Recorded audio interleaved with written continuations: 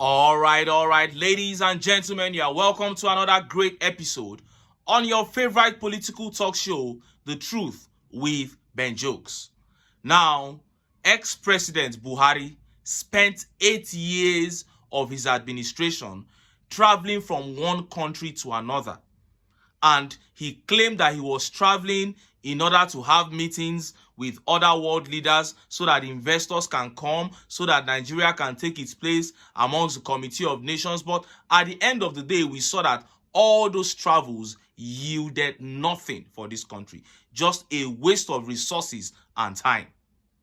And during the 2023 presidential election, Peter Obi kept hammering on the fact that we needed to get serious as a nation.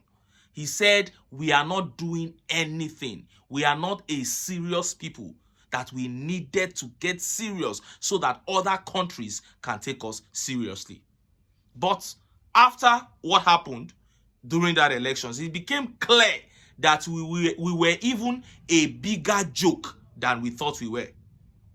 And other parts of the world have seen it, that these people are not serious, Nigeria is not serious, and they are not ready to get serious. Now, TINUBU wrote to QATAR, he wrote to the government of QATAR that he wanted to come on an economic visit so that they can form economic partnership. But you know what? The QATAR government rejected his offer to visit them. You see, other countries around the world, they are not ready to be playing around. They rejected the visit because they know that we are just joking in this country. They know we are jokers. We are not ready to do anything serious. And to the shock of the government and everybody, their request was rejected. Before I show you how they rejected that request and how Nigerians reacted, let me quickly show you this touching update. It is so sad how the APC government has reduced Nigerians to nothing. Nigerian customs, while giving out their so-called free or cheap rice, reduced Nigerians to nothing. They put people through very dehumanizing situation that led to some even paying the ultimate price while trying to get rice. See this video. I met like more than 50 people in my front. As an old man, I look my house. I have 6 children, 5 girls, 1 boy. My daughter and I, on Monday, she will go back to Ekiti State University. At the 5 kilometers, I don't see. Where they work? As I hear say, they share rice, I just rush come. As I come through, I say, today, whether I die or live, I must get food to my house because I don't have anything. And my salary, tomorrow I will collect salary. So as I come, I say, will they push everybody for anybody wait for down? If they match you, my face, 2 people don't die already. Get inside. I see 4 don't they already.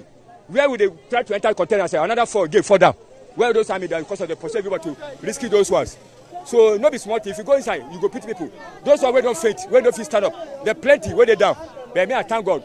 Though the rice is free, but there should be a guide on how to give people rice. Because everybody, because of the hardship, everybody's just struggling to take rice. But I just find my way to even enter the container. Even inside that container, where there like 2 people are 4 that we are just matching. I don't know their own condition to container. Maybe they will still survive it or not. So I don't know. But I just think that there should be if they are to give free something to the people, there should be a procedure on how to give, not this way. You heard that. They just put the rice in one container, in one warehouse, and told the people to go in there and go and get it however they think they can get it. That is the typical style of the APC. No regard for the dignity of human beings. And of course, when you expose people to that kind of situation, very hungry people, there is no way they will not do all it takes to get rice. And some people ended up losing their lives. That is the situation that we have found ourselves in this country. And what is the volume of this rice we are even talking about? Is it not the rice that man is carrying? How many days is that rice going to carry his family? But look at what Nigerians are having to pass through because of the failure of leadership. And look at how Nigerians reacted. Look at some of the tweet reactions. This tweet here by Chinonso says, "It will not be well with anyone justifying this evil APC." I'm telling you, my brother. And this tweet here says, "Very useless country. A family can come there 3 times and pick rice with this method. Then what is the purpose? Those that died, what is their gain? Oh, so sad. And this tweet by I Am Sam says, how can you be matching your fellow men because of food? What is wrong with us? Honestly, I can't eat that rice after that incident. Where is the humanity? The humanity is being wiped off. Is being eroded by the wickedness of the APC. When you put people through this kind of dehumanizing situation, this kind of poverty and hunger, they will begin to behave as if they are not humans. And that is what we are seeing there. And this tweet here says, funny part is, the first man that was interviewed is my neighbor, right in the same compound with me. Last year, he and my landlord's son campaigned for TINUBU. But as I'm talking to you right now, my landlord's son has withdrawn his first child from school. Now, I don't know how true that story is, but if it is true, then it serves him right, because nobody can tell me that in good conscience, they didn't know that the APC had nothing to offer. Now, let us look at how the Qatar government rejected Tinubu's proposed visit. Look at how the papers reported it. Qatar rejects Tinubu's visitation request for business parley. Qatari authorities have turned down Tinubu's request to visit the nation and hold a business and investment forum. The Qatari government, in a letter to the Ministry of Foreign Affairs on Thursday, disclosed that it would not be able to welcome Mr. Tinubu and hold the proposed forum on March 2nd and 3rd due to the lack of legally binding agreements between Qatar and Nigeria for the promotion of investment. It also noted that its Ministry of Commerce had other commitments on the days Mr. Tinubu desired to visit. The embassy has the honor to inform that the Ministry of Commerce and Industry in Qatar apologizes that it will not be able to hold a business and investment forum as proposed by Nigerian side because there is no any agreement signed between the state of Qatar and the Federal Republic of Nigeria on investment promotion and protection. The letter sent to the Foreign Affairs Ministry on February 22 stated, the Gulf nation further stressed that its Commerce and Industry Ministry, Sheikh Mohammed bin Hamad bin Qasim Al Thani, will be carrying out official missions outside the country during the upcoming visit period, which makes him unavailable to meet with the Nigerian leader. It added that its official will be too busy because Qatar was hosting its own web summit the same time Mr. Tinubu planned to visit. The state of Qatar will be hosting a web summit during the suggested period, and the state's authorities will be preoccupied with this event, the letter indicated. The Qatari government's failure to reschedule the business forum to a more convenient period perhaps suggested its unwillingness to forge any economic alliance with Nigeria. Last year, the United Arab Emirates authorities faulted an announcement that a visa ban on Nigeria had been lifted after Mr. Tinubu visited the UAE leader, Mohammed bin Zayed Al Nahyan. You see that? Now, that was the reply that the government of Qatar gave to Tinubu's proposal to visit their country for a summit.